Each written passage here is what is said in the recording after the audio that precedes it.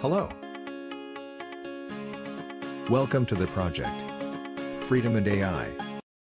If you found your way to this content via Google or some other search engine, artificial intelligence played a role. Like in our everyday lives. In this episode, we will speak about AI and user behavior.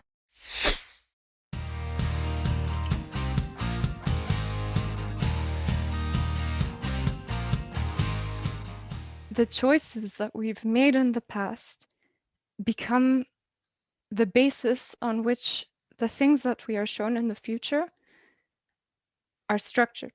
Everything we did in the past shapes our future online in ways that we don't know about, in ways that we can't change.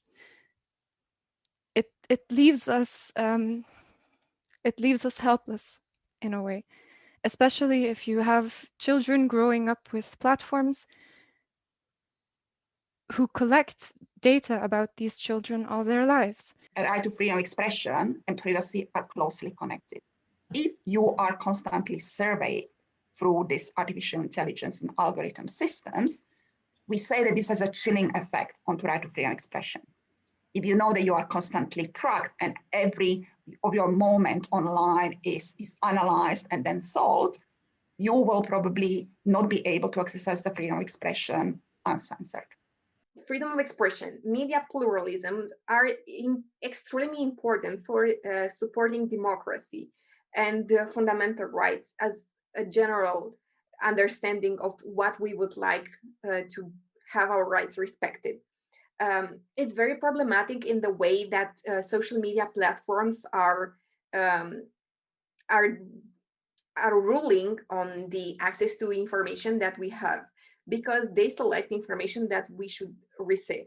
And that can also lead to creating some filter bubbles or echo chambers that are basically directing the more of the same information to the people. Some pretty good examples of harms that algorithms did to consumers. For example, we had Cambridge Analytica, which processed the data and tried to target people who are, not yet fully decided for which party they would vote, and they would just try to form their opinion and push them towards one side. If you are a marketeer, for instance, in my case, when I do campaigns on Facebook, there are numerous options available, which are not hidden. There are regular tools available to marketeers that, for instance, enable me to target women aged 25 to 28 that live in a certain city, certain part of a city, have been traveling in the past 6 months, have children, young children up to 1 year old, like specific brands, specific type of music, and, for instance, are advanced digital users, for instance. So it is a scary notion that there is an enormous amount of information about us available, for instance, in this particular case, to marketeers, which is a price we are paying to get a free service using a social media. The price we are paying is our data. Data is control. Data is a weapon if used in the wrong hands.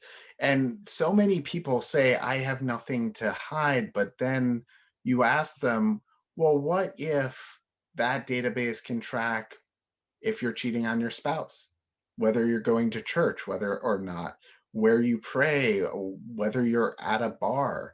We all have aspects of our life that we keep private, not because they're wrong, but because without that, we have to second guess our most intimate decisions.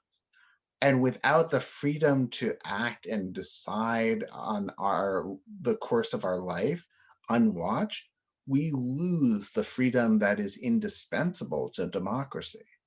The messages I send to my friends, there's nothing illegal in there, I'm not doing illegal things. But if my mum were reading every message that I sent to my friends, I would feel incredibly uncomfortable. I would change my behavior. I wouldn't say certain things, not because I'm doing anything wrong, but of course, because it's natural to to feel very self-aware and self-conscious when you know you're being watched, when you know you're potentially being judged.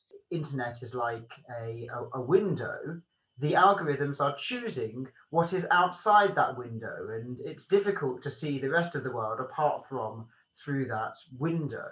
And where you have algorithms that are determining the way that results are displayed and which things are promoted and which things are censored, then that can have an effect on people's human rights. For example, the right to freedom of speech.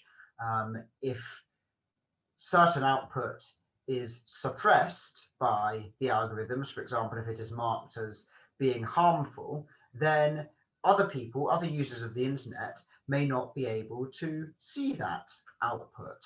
And so the people who have put out whatever that output may be, their freedom of speech may be diminished. There may also be other more harmful effects. For example, if there is divisive output, if there is discriminatory, racist output on the internet, and an algorithm decides that because that output is interesting and popular, it will promote that, that could lead to harms of human rights if people are influenced by that content on the internet to then go and do harm in the physical real world. There's a lot of research about the different impacts of how people change their behavior when they know they're being watched.